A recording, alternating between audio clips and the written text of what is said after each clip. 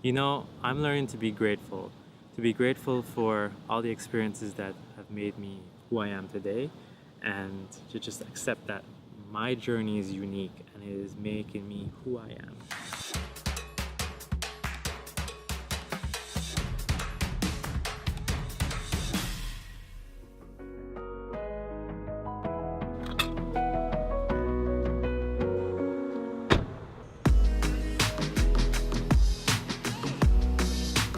All right, so story time.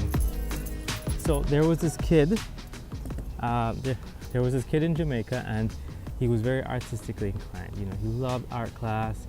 He loved drawing. It was like his favorite homework. It was like probably the only homework he ever did is art homework. And so he took art classes all through his school years, and he really enjoyed it. And so, you know, it came a point in his life where he started hearing the saying, "Hey, if you can't really make a living being an artist. You need to do something more practical." The kid, took it to heart because, it was adults telling him, and, they knew better. And, he decided to switch his focus in school. And so he switched his focuses to languages.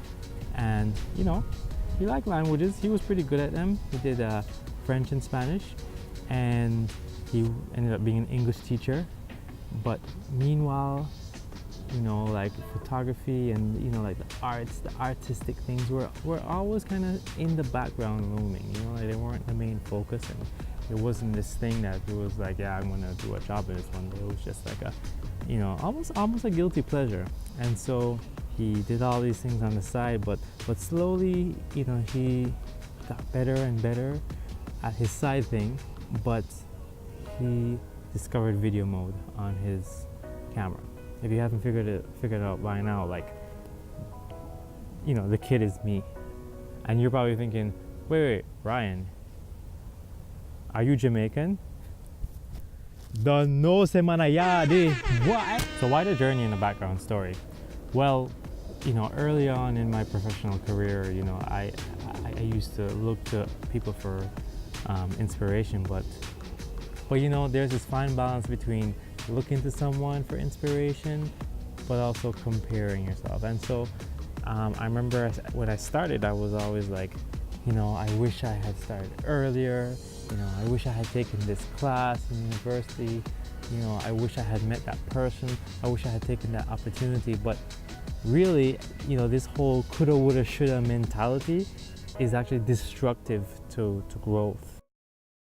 So it turns out I took a lot more time than I should have, and gotta go back to the parking meter, get more parking, or else I'm gonna get a ticket. You don't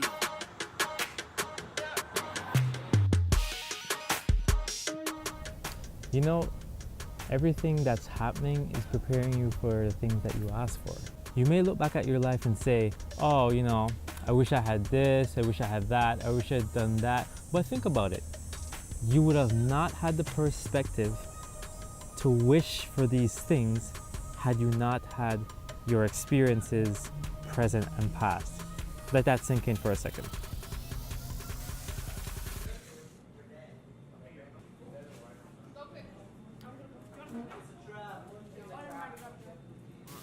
Because I've gone through what I've gone through, I have the perspective to desire the things that I want. For example, I wish I was a better business person, but I would not have had that desire of wishing I was a better business person had I not gone through the experiences of wasting money and not pricing things properly, and so that experience has given me the perspective to grow. And so you need to like go through these things, and sometimes it's not this direct path that you imagine it to be. Actually, all the time it's not that direct path that you imagine it to be, right? When I graduated, I never imagined I would come back. I was like, nah, I'm done, no more. And it's funny because a year ago I came back here, and I was the videographer for a wedding here.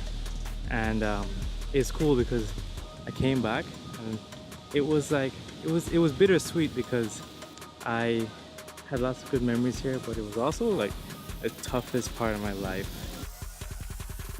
On the surface, you might think, oh, all this language education and going to York and stuff like had nothing to do with videography. But if you think about it, yeah, on a surface level, no, absolutely nothing.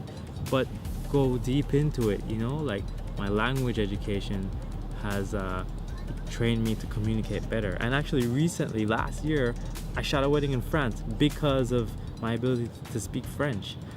My time as an English teacher was great because it gave me a chance to fund my hobby at the time, and you know, to get better, and it allowed me the time, you know, being involved in my church community, you know, allowed me to get better with being around people and being empathetic and also networking with people I would have never normally reached out to. And so all these things in our lives are connected and can help us to get to where we need to.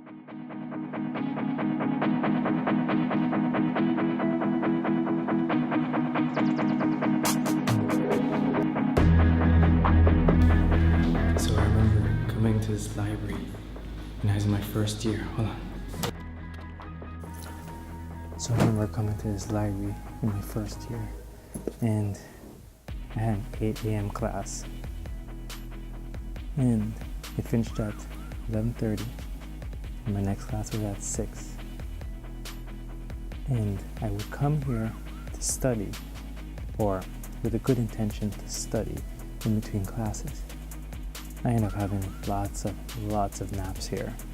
It was a rough first year. Let's just say Mondays were not good in my first year. But yeah, this library, good for naps though.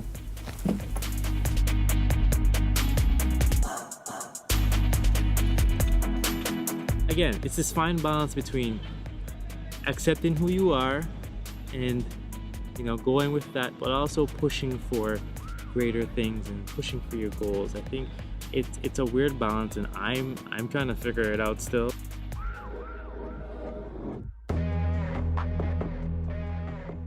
So yeah, if you feel like conquering, let's go. Let's take our journey and use it to our advantage. But in the meantime, thank you for coming down memory lane with me. If you have anything you want to share in your journey that you thought didn't have any connection and you see it, please share down below, or you know, share things that you're learning and let me know.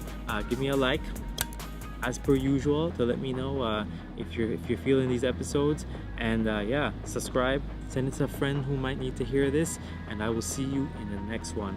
Peace out.